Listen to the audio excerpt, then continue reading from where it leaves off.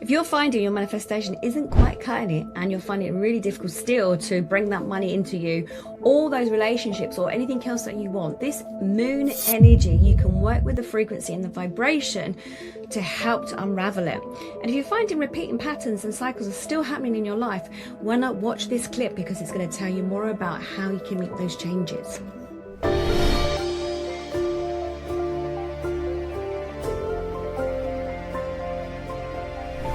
Welcome to Channeled Messages. If you're interested in learning more or find out more information about the information I deliver from Light Council or any other beings that want to come in, just click and subscribe to join us each week where we're looking at what is the most recent information that's coming in. It may be about automatic writing, it might be about channeling, who knows? It might even be aliens, who knows? Crazy, isn't it? Really, the energy right now. What is this? I feel I'm starting every single Monday saying the energy is really crazy. It hasn't changed. Well, it has, but it's sort of shifted up again. So full moon energy. Thank you. Real time of looking at your journey, really looking at what's coming up for you, and a lot of repeating cycles right now. So maybe you've had this before, but this is really important that you work with the energy of the moon energy. So really important, a lot is being brought to the surface. So this is old. Thank you. I did wonder when you guys would join me. I thought I was going to do a solo. Oh gosh, now they're all coming in and laughing and giggling. Now be quiet, please. It's like all coming in from an auditorium, and I'm like, come on, rebels. So there's going to be a lot of repeating patterns coming up at the moment, a lot of repeating cycles rearing their heads. Okay, thank you. Now they're laughing. I really wish, I would appreciate if they didn't laugh so much, because the chuckling is too loud. But these are guides on the other side, basically. And so what they're saying is the repeating cycles. Now then, just the repeating cycles are not of just this lifetime. And then you might ask, well, then how do I know if they're from a past life? So, okay, thank you.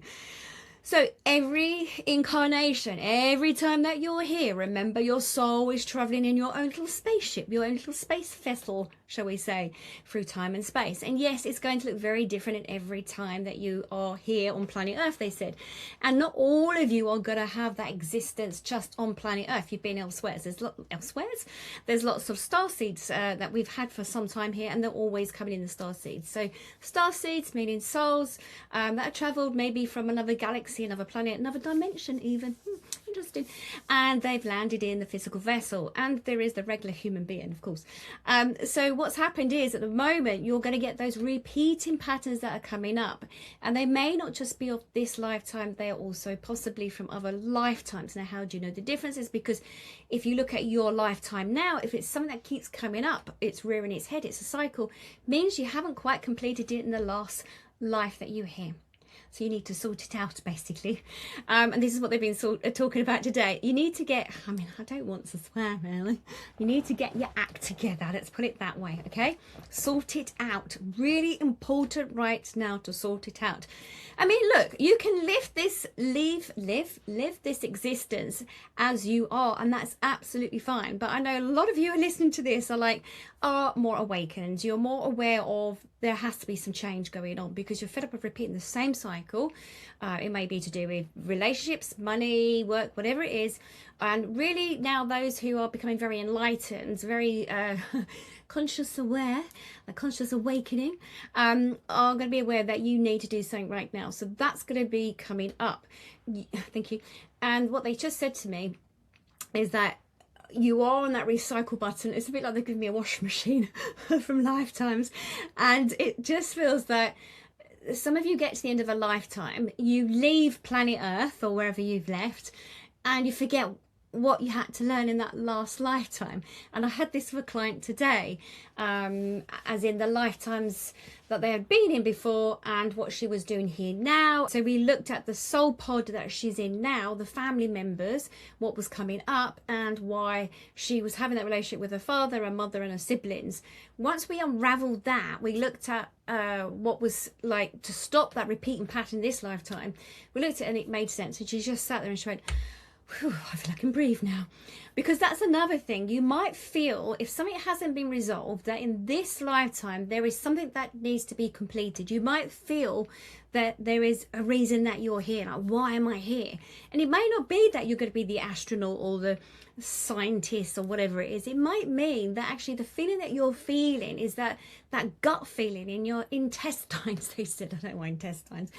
That you might, that could be image of intestines, that you might get that feeling that deep inside of you there is something why you're here, and you need to break through. You need to find what it is why you're here. And that's most likely is because of the repeating pattern of a past life, that when you leave there, of course, we know that you get a bit of amnesia. The reason for that is that, can you imagine that you're in one lifetime and you've been in a relationship and they're very toxic, and then you've got to do it all over again because how else are you going to learn? You may play a different role in this relationship, the new relationship that you come into. You may not be there sort of the male part or the female part or whatever, or your roles might change. You might be the mother to the daughter to the mother, the father to the brother, or whatever it is. The different roles that you're going to play, because it's giving you the opportunity as a soul to have that 360 degrees experience. There's no shortcuts, let me tell you. I tried 3 times to escape from planet Earth, and 3 times they sent me back. I'm still in doubt whether the 4th time was the seizure or not, but I know they recircuited my brain, and there we are. Anyway, so yeah, there's no shortcuts. You've got to do the work while you're here. This is the school. I mean, we've heard it before. Coming to Earth is the school of life, and this is where you're at right now, and this is where you can make the corrections. This is where that you can look at it and really fully experience it, because you have a sensory body. All your senses, your hearing, your seeing, your feeling, your tasting, and whatever, everything else. So you have to learn it here while you're here. So if you're having that sensation of why am I here? I feel there's a mission. I feel there's a purpose. Your mission, your purpose is actually to find out what happened previously and what it is that you need to address so that you can move forward. That's the important thing. There, my throat's going funny because I can feel them coming in. There we go. I might turn into a man's voice in a moment. Who knows? So that's what's happening at the moment. And with this full moon and the energy that we're at right now, this energy is going to help. So work with the energy. You might feel that it's bringing stuff to the surface right now. There may be those moments where it's heightened emotions that are overspilling right now. That's what they're showing me. So it's heightened emotions overspilling right now. And there's a connection here.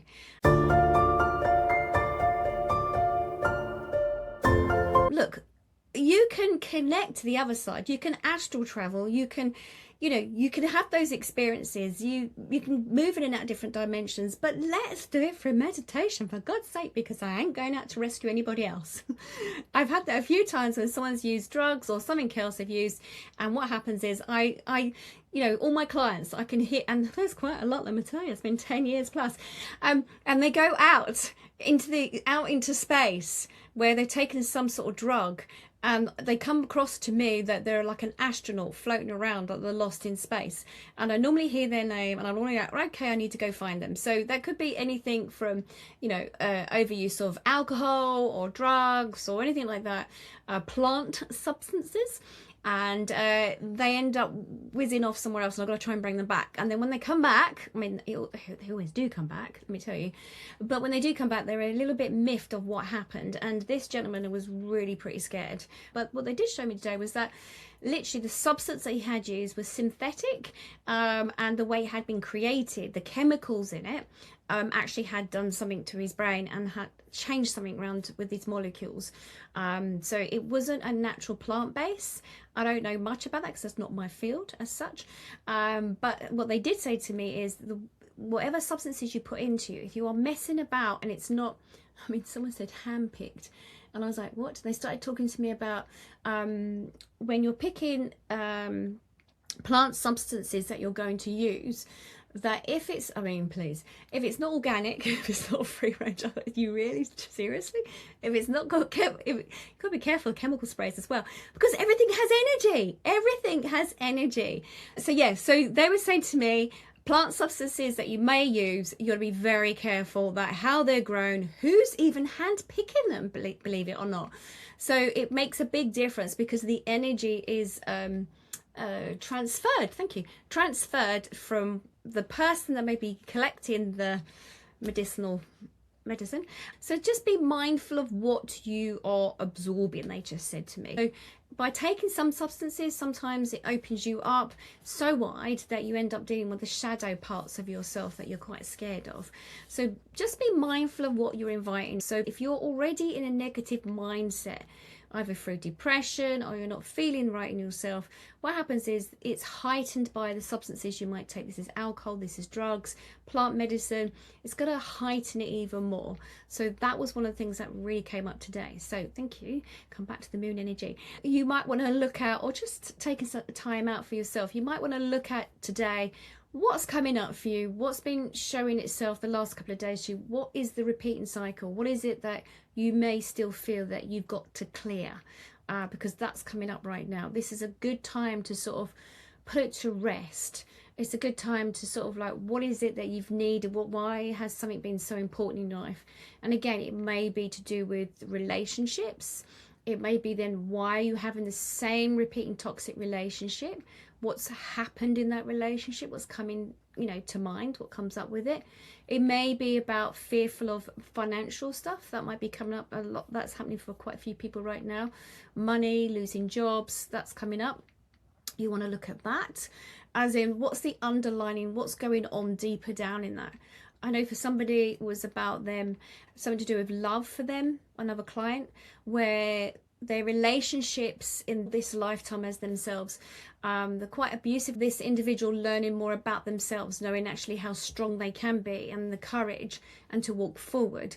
So you've got to look at what's coming up. What's the repeating pattern? What could it be showing about yourself? What is it that you may need to have? So really to connect deeper, that you imagine the full moon and what it does with the ocean, and really penetrates the frequency, the waves through that overspilling feeling, very watery. That's really coming up right now. So that is about to be cleared. Let it come out. Let the tears come out. Really, really important. Thank you. One of the guys just said, drink plenty of fluids. So drink plenty of water. Allow it to go flow through your system right now. Really, really important. Okay, thank you. And they're always going to say connect to nature. That's really important. Okay. My findings, these are my findings, and it's up to you to feel what feels right for you. But my findings are those people that turn around and say to me, I don't feel as if I fit in. I feel different. I feel there is something that doesn't feel right. I feel that there's a reason. I know that I'm here. This is the starseed. It's like they are like the observers. Starseeds are really like the observers, where they come to the planet, they watch the planet, they watch people, and you feel human like everybody else. You look like everybody else. You feel the same. But there's just something that you're like, I think you're like the introverts in a sense, or standing back, watching others, observing others, looking at their behavior and feeling as if that you just feel so different that you don't fit in. And then you feel all the emotions, like the real empath. You're feeling it, you're absorbing. Now, a lot of people that are doing the classes together, that opens you so wide. It really cracks you open in a sense that you start to learn to sort of know what your energy is and other people's energy is around you. But if you don't do any sort of research or learn about opening and closing energy, you're picking up information constantly. Starseeds, indigo children, whatever we want to call, souls from other planets, trying to fit in on this planet is the most difficult thing. You might find it's the hardest place to exist, because it's trying to understand human nature, it's trying to understand the cruelty. You're going to feel really uncomfortable. It feels as if you're in the wrong skin sort of thing, like not knowing, why you're here. And it will feel uncomfortable being around lots of different people, because it's like, I can't find my tribe. I can't find people who think very similar to me. It can be a bit difficult. So there's that group that you're asking about. So you get those individuals, and I would say that's when you start to learn about how to open and close your energy. If you're a starseed and you're a soul that, has come here for a reason, in a sense of you've been sent down to help. We've got a lot of earth angels at the moment as well, coming down to help planet Earth to change, to shift the energy. And starseeds from other planets are coming in. It's a gentler energy trying to shift the balance of the energy on Earth, because it can be quite violent and destructive. It's about learning how to close energy, open energy, learning about guides and about your higher self. It's all about that, like how to help yourself. And the other thing about past lives and multi-dimensions, like, like we've said this before, that I see it like flaky pastry, and of course I'm going to see it like that because I like food. So it's a bit like having flaky pastry, you know, in a croissant or something, where you see oh, I've just seen an apple turnover now. I'm starting to think of food. Where you see like life is many different dimensions. So meaning there's you as you show up in the world to your family, your friends and everything else. And then your colleagues might see you differently, and then complete strangers might see you differently. And how you're going to interact with each of them is going to be slightly different. Okay, your experience of life, the personality that you have around them. So there's going to be those parts of your personality that are going to connect to other people. But there's also going to be those past life existence that you've had before, and also your future self. So I'm wondering, you know, there's some of us, and I know myself, and might be some of you out there, deja vu feelings. Feeling like you've been somewhere before, but you don't know how, because maybe it's a brand new building that was never there before. And that can come about because your future self, your other part of you, has already visited there. You could have even visited there also in a dream, astral traveled. So there's that as well. And then the past lives of who and what you would have done previously in those past lives. And again, past lives can play out still in this present self. So again, like with the relationships, you know, the soul pods, it might be that in one relationship that you've had previously, you're now entered into a similar pattern, or something doesn't feel right within the relationship, or you've changed because you're doing the work on yourself, meaning you're aware of energy. It may mean that no longer you fit in with people that you know, friends, family members, lovers, or whatever it is, because you've changed so much. And we're supposed to keep changing, we're supposed to keep evolving, because do we really want to come back and do this again? I mean, it's a waste of a life, really, let's face it.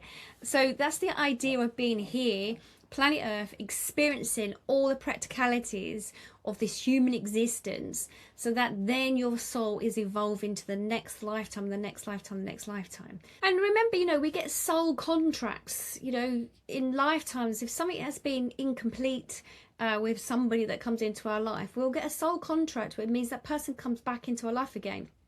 Could be a soulmate, in the sense of there is a lesson for us to learn about whatever the relationship is. So whether it's a negative or a positive relationship, I think they're all negative and positive to some degrees. There's the person that we are when we first meet them, and how we interact with them, and how that's playing out. And again, however we are feeling in ourselves, we're going to attract like for liking. So if we're, you know, if we don't feel they're worthy of a relationship, or worthy of ourselves, or we don't think much of ourselves, the other person we're going to attract in is going to reflect back that exact view of how we see ourselves. It's always going to be a mirror.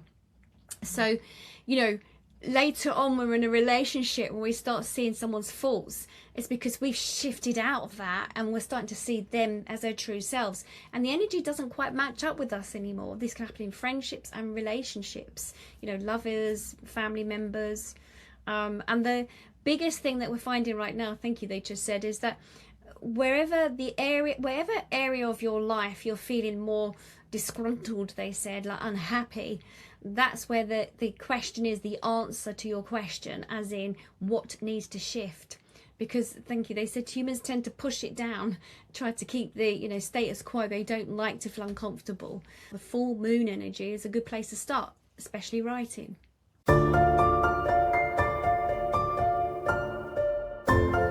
So this year, when we've had the snake energy that's been with us, and that number 9 energy, it's really helped us to shift. It's like, you think of the snake, I mean, I used to keep snakes as pets, I used to love them, where they're shedding of their skin. And the reason they shed their skin is because it becomes too tight. So not like the human, where we're constantly shedding our skin, but with the snake, it sheds its skin in whole, and its whole parts, and they don't have eyelids, so they have a lens over the actual eye socket. So when they're shedding their skin, their lenses change, and you've got to imagine it's a bit like ourselves. When we are changing, when we are discovering something about ourselves, and we're making some changes, like surrendering, giving up things, because you're moving through that shifting process, we see a new lens. We have a new lens. We see through a new lens about our lives. It sort of starts shifting. And it's been this energy of this snake energy that's been in this year to sort of shift it, to let go of things. That really changes sort of mid-February. And then we have the horse year really coming in, and number 1 year. And that's like new beginnings, wants new starts, and it's really galloping at fast pace. It's a stallion. It's not, you know, one of those big chunky horses, a Shire horse in the field, plodding along, heavy backside, I shall say. It's more like the galloping stallion that's on the beach running wild in the sea. This is the change that's coming in. So it is about, for that to happen, like yourself, you were saying, you're going through this shift. You're letting things move through you and let go through, you know, writing and journaling, which is so important to do. And we've got to remember, every time we have an insight to something, an awareness of something that's been happening, whether it's a repeating cycle or whatever it is, when we have an awareness, like a aha moment, we shift. That means we see something slightly different now. We've stepped into the next position, we've moved forward, and we're like, we can look back at it and see it from a different angle, a different perspective. So it's not just about, oh yeah, we know now and that's it. We changed. We're turning a different direction. We're looking at it from a different point of view now, and that means life has to change as it moves forward, because you're like a different person. So that's good. And what you're doing, that energy's really sort of gathered the speed of it, and it's changing. I'd say until we get sort of mid-February, towards the endish second, third week of February, again, it's a real time to let go, shed. And it's like, don't hold on to it. Thank you. They just said sometimes what individuals do, they hold on to it because they don't know who they're going to become. They can fear of what's ahead of them. And thank you. They just said a lot of humans may fear of what they think is going to happen and what's going to come. But actually it's about embracing that and moving forward with it.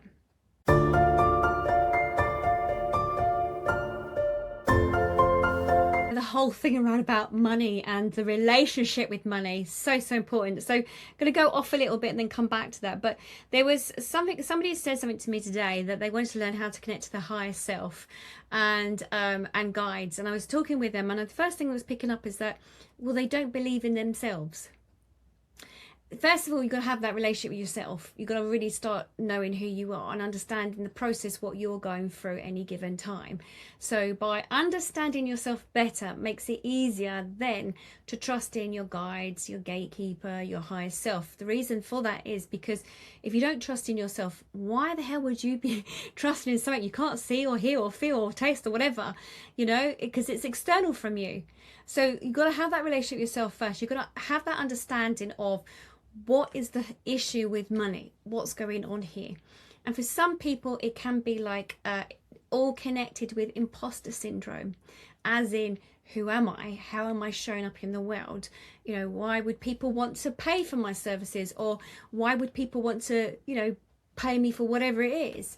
And they've got to have, because I had this with one of my therapy clients, and I said to her that you've got to look at it from the fact that how much work that you have, you know, how much you've studied, how much you paid for your studying, how much work you've put into place, that takes time, that, you know, there's a lot of money involved in the first place. So when you see your clients, it's all going to be about them paying for you, for your experience that you have. But with her father worked down a coal mine, and he only earned £800 for the month. And I was like, okay, we looked at that. And she had been inbred with this feeling of, he said, hard work is hard graft. So when she started studying, and he sort of said, what a load of rubbish, that you're not physically doing anything hard work with your hands. You know, it's just to do your brain and a bit of paper. What do you know about anything? Because he only saw her from one point of view. So she had this belief that to earn money, you had to work hard.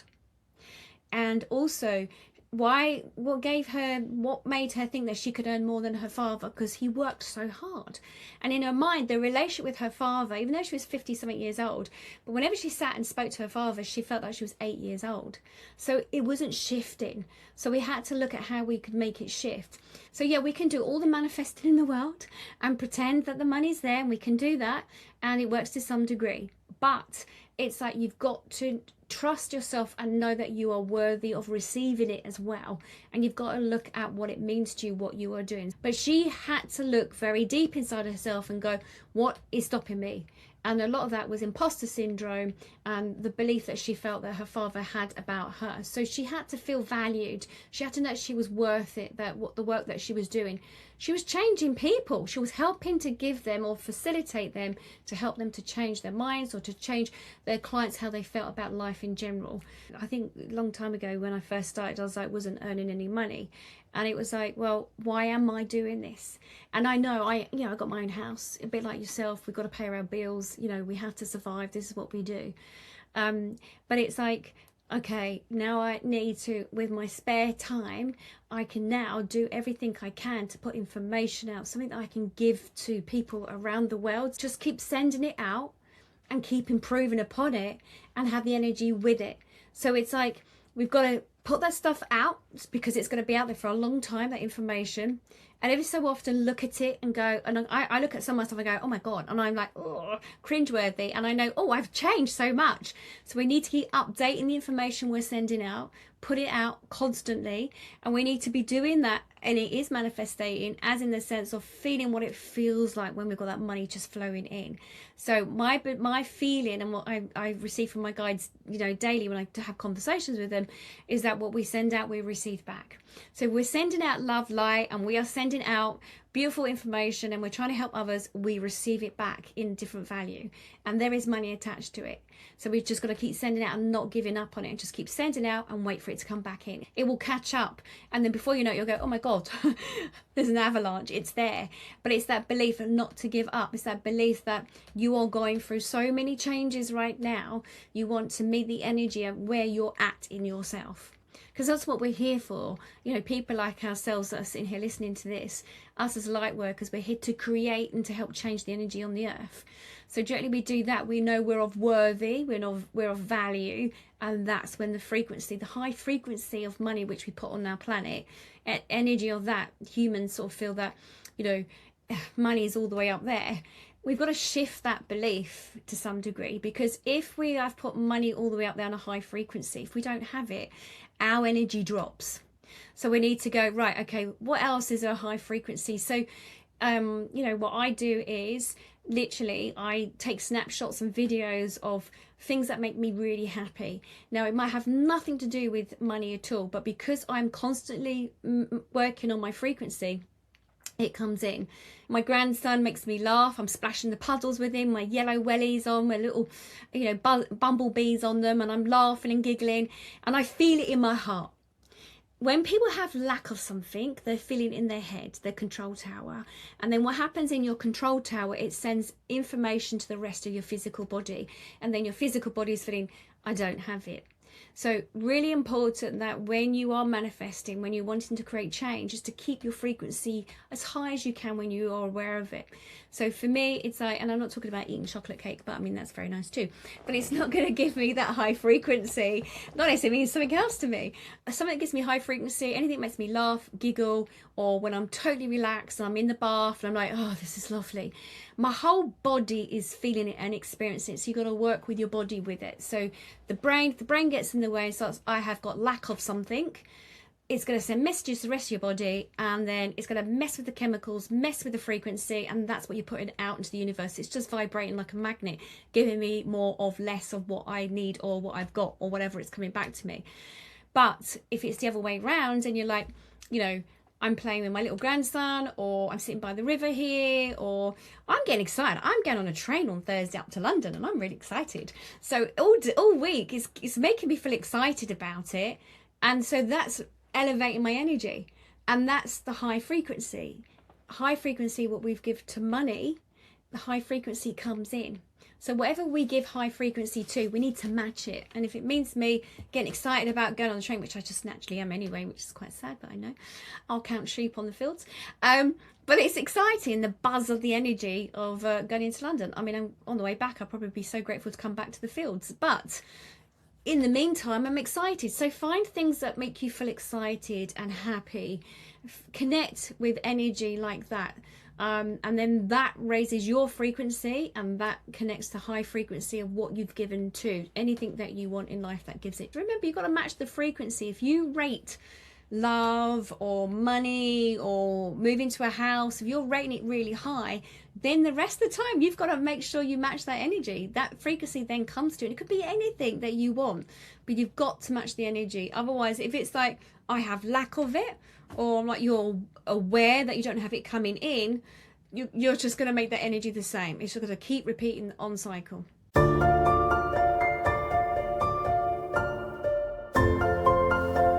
I'm wondering, because it's we know with manifesting, it's split seconds. It's like 15 seconds, even less than that. Okay, I'm wondering, when you get the opportunity of a job or something that's coming up, I wonder what your first thought process of it is, or what's the thought process as you move through it, the whole process of getting this job. Because there's something that I get, what they're giving me, they work with images with me, is like they're going bleep, really excited, and like a heart monitor, bleep, and then thinking about things that could come along with that job, or how to make it work, or do I really want that role, or because they've given me, I haven't got the card to hand, but they're giving me choices with you. So it feels as if that you may have some other things in your mind, and it's sort of, they come up whenever something comes up for you. It might be, oh, but something else might come along, or should I be doing that? Is there the other job I should be doing, or should I be doing my own stuff? And that one says about study as well, so that's interesting. Thank you. Someone just said you've studied hard, really hard, and there's so many options and so many choices that you can do. And they're saying to me, sometimes there is a split second of either doubt or something else comes into your mind, and then it doesn't manifest, it doesn't fulfill itself, it doesn't come forward. It's almost like they're saying the old part of what you really wanted, and then there's a new part. What are you going to move into? It's like there's not, it feels like testing in a sense of what do you want to really do. Now, I feel that you are doing some of it, but you're not putting yourself totally out there. They're sort of saying being seen for your true self. And we have to feel really comfortable with our true self. We have to really sit in that. It's that warts and all, that the whole world sees us. It's something that came into my head not so long ago. My guide said to me, you're only here once, Anne, as Anne Bayford, so you just need to get on with it. Pull up those big girl pants and just be you. And I'm like, thanks very much to my guide, that's very helpful. But literally said, while you're here, and that's why I keep bouncing back like a boomerang back to life again, I need to finish my task in hand. And so if you think that, you're only here once as you,